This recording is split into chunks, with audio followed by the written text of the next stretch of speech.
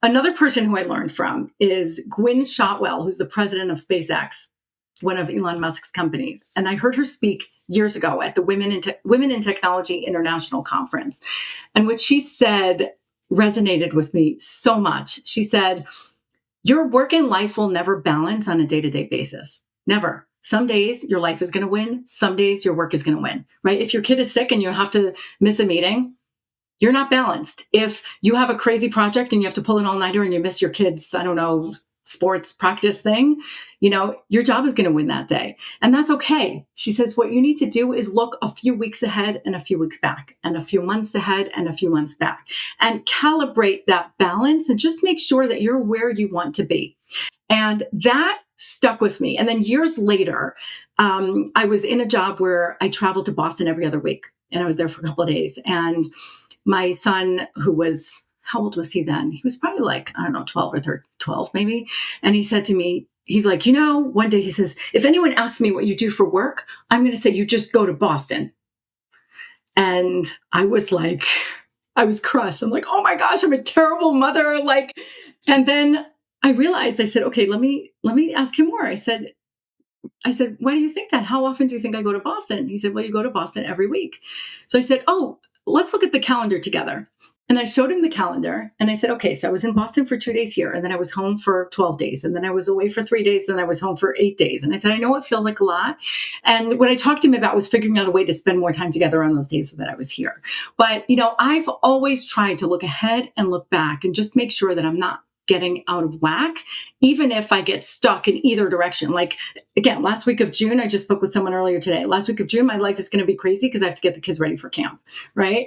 But I'll more than make up for it, right? The next few weeks when they're gone. So I think, again, life is interesting, life evolves, circumstances change. And I think the communication is really, really important. I think I love the SpaceX president and how she said that. Right? In the beginning, and I don't know if I got it all out, but when I said I stopped saying work-life balance and I say work-life freedom, because it's a freedom to choose. Like you actually have more power in your work than you may think you do. Mm-hmm.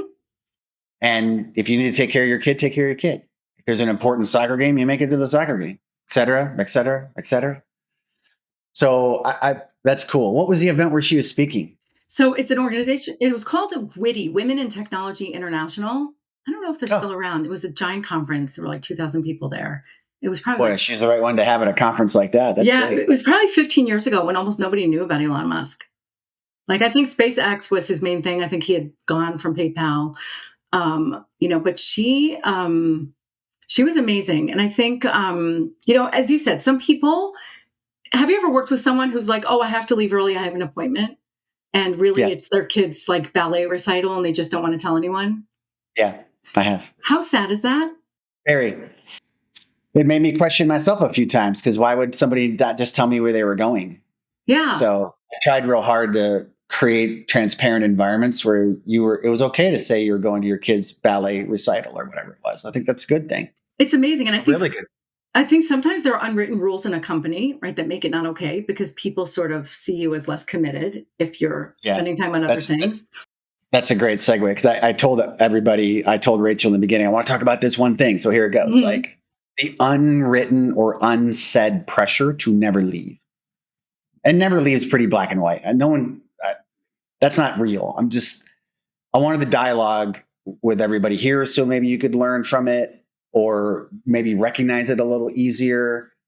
And Rachel, I wanted you to opine based on some of the things that you've read and some of the studying you've done, just your own lens as a senior HR professional, as a business executive responsible for talent.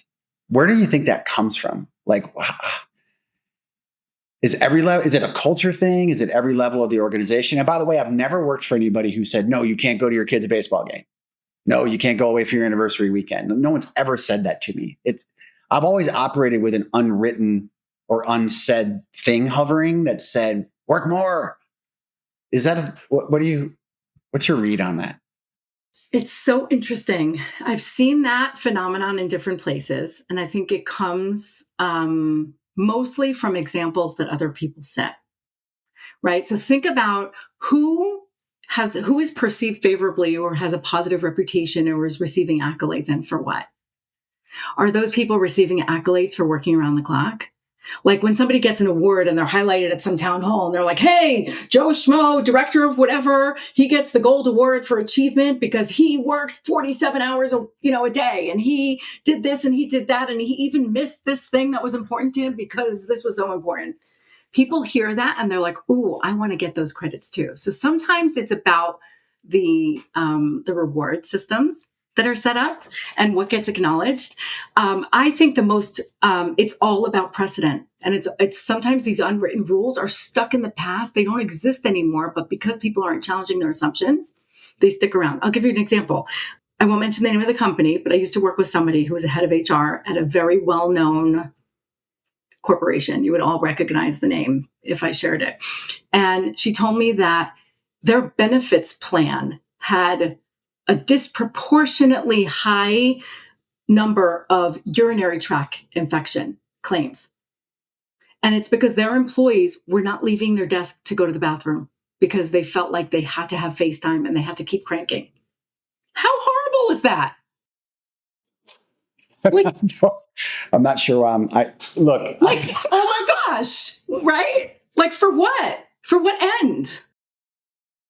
I'm laughing because I have to explain why I was laughing. Okay. I mean, Lisa was pulled out on a stretcher multiple times in our younger years because she wasn't drinking water. Because that girl loved her work. Her list was important. Yeah. And we still laugh about it. Like, because the call center you've seen some of these call centers with a giant glass wall. So when you're giving tours, you can see everything. The freight elevator, you go by that call center, and she got pulled out on a stretcher so many times. The employees were like, oh, there goes the lady that doesn't drink water again.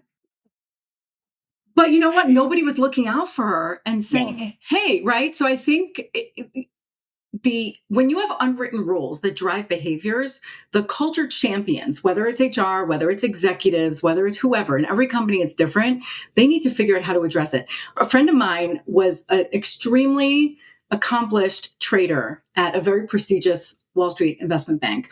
And she was one of the only women on the trading floor. And she had 4 kids at that point. Now she has 5, but she had 4 kids. And she did not ever mention anything about mommyhood. She didn't have a picture of her family on her desk. It was almost like these kids did not exist. She came into work. She talked about finance stuff. She talked about other interests. She did not feel comfortable because she felt like if she would talk about her kids, then people would assume she's on the mommy track and they would take her less seriously. It was only after I recruited her to come to a different company that had a much more family-friendly environment. And she said to me, oh my gosh, people asked me about my family. And she saw other men and women talk about their kids and say, hey, you know what? I have to leave early tomorrow. I have my kids, whatever. And they weren't making up excuses. And so she saw that and she said, it is safe to do that here because these people are successful and they do that too.